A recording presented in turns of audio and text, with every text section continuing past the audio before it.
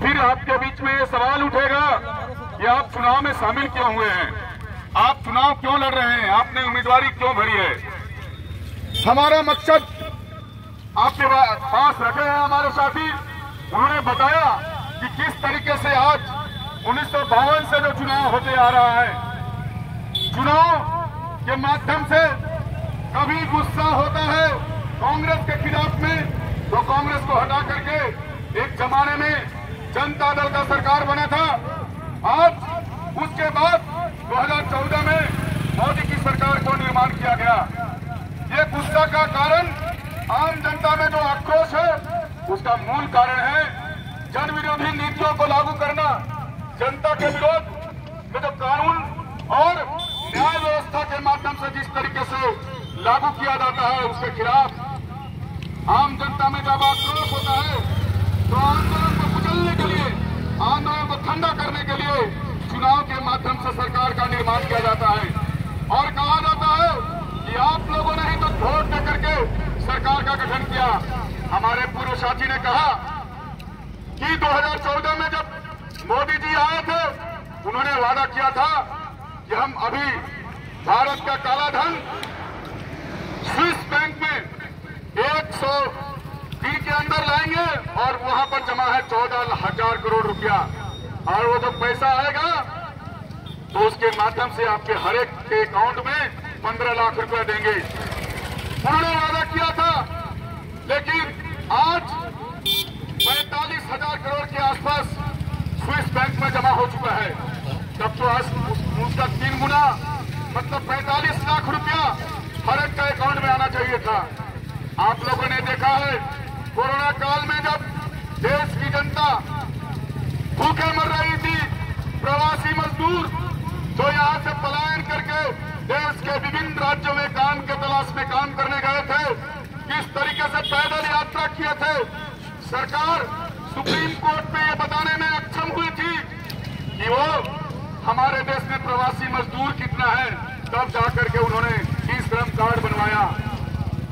और आप जानते हैं पूरे देश भर में जो बेरोजगारी का आलम है, आज पूरे देश भर में 10 करोड़ से ज्यादा नौजवान बेरोजगार हो चुके हैं।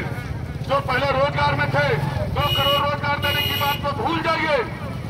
इसी बात को लेकर के पत्रकार से जब पत्रकारों ने अमित शाह से पूछा तो अमित शाह ने क्या जवाब दिया, उसको जानकर के आश्चर्य होगा। उन्होंने बोला कि वोट लेने के समय आम जनता के पास कुछ बोलना पड़ता है, वो चुनावी जुमला होता है, इसलिए वो चुनावी जुमला था, उसे भूल जाइए। आज एक के बाद एक जो आंदोलन चल रहा है, उस आंदोलन का ही फल है कि पूरे देश भर में सरकार कुछ हद तक बैकफुट पर है। आप जानते हैं चुनाव शुरू होने से पहले बीजेपी के जो प्रधानमंत्री हैं, उन्होंने कहा था आपकी बार 400 पार, लेकिन वो धीरे धीरे उसकी आवाज को कम किया है। आम जनता जगह जगह उनका विरोध कर रही है। हम भी जब चुनावी दौरा में जाते हैं विभिन्न रांची लोकसभा के विभिन्न क्षेत्रों में, एक उदाहरण के तौर पे हम बता रहे हैं, उनके रांची के विधानसभा के अरसंडे गांव के ब्लॉक में पड़ता है, वहां पर 20 साल से सड़क का निर्माण नहीं हुआ है। आप वहां पर लोग विरोध कर रहे हैं, कह रहे हैं हम वोट का बहिष्कार करेंगे।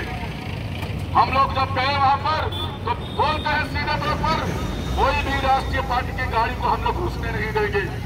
हम लोगों ने बताया कि आपका अगर विकल्प है तो आंदोलन विकल्प है। आप अगर सही नेतृत्व में और सही तरीके से लड़ाई करिएगा तो आपकी रोड की समस्या का समाधान हो सकता है। आप लोगों ने देखा है, हमारा साथी ने बताया कि इसी चांडिल में कोरोना काल में स्पेशल ट्रेन के नाम पर ट्रेन का किराया बढ़ाया गया, ट्रेनों का ठहराव रोक दिया गया। एसयूसीआई के चंद मुट्ठी भर साथी यहाँ पर आंदोलन की शुरुआत की और बाद में यहाँ की जनता उनके साथ जुड़ती गई और अंत में रेल प्रशासन और सरकार को झुकना पड़ा। ये चांडिल स्टेशन में एक्सप्रेस ट्रेन और जो ट्रेन का भाड़ा बढ़ाया गया था उसको वापस लेना पड़ा। आज जरूरत है, एक छोटी सी उदाहरण के साथ मैं बता रहा हूँ, आज जरूरत है ये जो चांडिल अनुमंडल में जो 100 बेड उसका अस्पताल बन करके तैयार है उसको फिर से चालू करने के लिए। अगर मान लीजिए किसी को कुछ गंभीर बीमारी हो जाती है, अचानक एक्सीडेंट हो जाता है, तो या तो आपके पास टाटा ले जाते हैं या तो रांची ले जाते हैं। अगर यहाँ पर स्वास्थ्य व्यवस्था अगर ठीक रहे, उस अस्पताल को सुचारू रूप से संचालित किया जाए तो यहाँ से जाने की आवश्यकता नहीं है। लेकिन अफसोस इस बात का है कि चुनाव के समय थोड़ा जागरूकता आता है, लोग सवाल पूछते हैं, लेकिन चुनाव के बाद ये जागरूकता लगभग नगण्य हो जाता है। कुछ लोग राजनीतिक रूप से सचेत रहते हैं, इसलिए वो आवाज उठाते हैं, लेकिन चुनाव के बाद जो जन कमेटी बना करके आंदोलन करने की बात है, उसको अगर हम नहीं करेंगे तो आने वाला दिन और संकटमय होगा। इसलिए हमारी पार्टी ये कहती है कि सिर्फ चुनाव में शामिल होने से नहीं होगा। चुनाव एक खेल है, चुनाव एक डमरू बजा करके वो ठगने का एक तरीका है कि हम अगर जीत जाएंगे तो आपकी आवाज बन करके आपके सारे समस्याओं का समाधान करेंगे। ऐसी बात नहीं है। हमारी पार्टी वादा के साथ चुनाव में नहीं आती है। एक घटना का उल्लेख करना चाहेंगे। हमारा एक मध्य प्रदेश में एक साथी चुनाव में उम्मीदवार बना है, उनका नाम है अजीत कुमार पवार। वहां पर उनसे बोला गया कि अगर आप इंदौर लोकसभा क्षेत्र से नाम वापसी करते हैं तो आपको हम बहुत फायदा पहुंचाएंगे।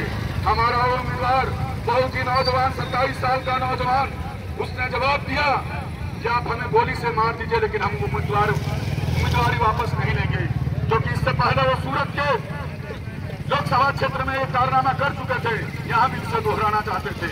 लेकिन हमारी पार्टी के उम्मीदवार और छोटे छोटे चंद मुट्ठी भर कार्यकर्ता उसको वापस लेने से रोकने में सफल रहे। आज देश में दो पार्टी की राजनीति को लाने का प्रयास किया जा रहा है। आप देखते हैं अमेरिका में जो राजनीति चल रहा है, एक है रिपब्लिकन पार्टी और एक है दूसरी तरफ है दूसरी लेबर पार्टी। इस तरह का भी हमारे देश में भी इस तरह का माहौल बनाया जा रहा है कि देश में अगर चुनावी दंगल में अगर कोई शामिल होगा या तो बीजेपी या तो कांग्रेस। आज उस राजनीति को अगर परास्त करना है तो बीजेपी कांग्रेस से आपको मुंह भंग करना होगा। और चुनाव में जो सोचते हैं कि हम सरकार बना करके अपनी समस्याओं का समाधान करेंगे, बात ऐसा नहीं है। आज हमारा समाज क्या बन गया? आज 5 साल की छोटी बच्ची या 70 साल की बुजुर्ग महिला भी कहीं सुरक्षित नहीं है। आज शिक्षा के लिए हम यहाँ से सैकड़ों किलोमीटर दूर रांची जाते हैं या टाटा जाते हैं, यहाँ महिला कॉलेज नहीं है। इसका अगर हमको निर्माण कराना है, इसको अगर हमको लड़ाई के माध्यम से हासिल करना है तो हमें लड़ना पड़ेगा। ये 100 बेड का जो हॉस्पिटल है उसको सुचारू रूप से संचालित करना चाहते हैं तो हमको लड़ना पड़ेगा। इतिहास गवाह है।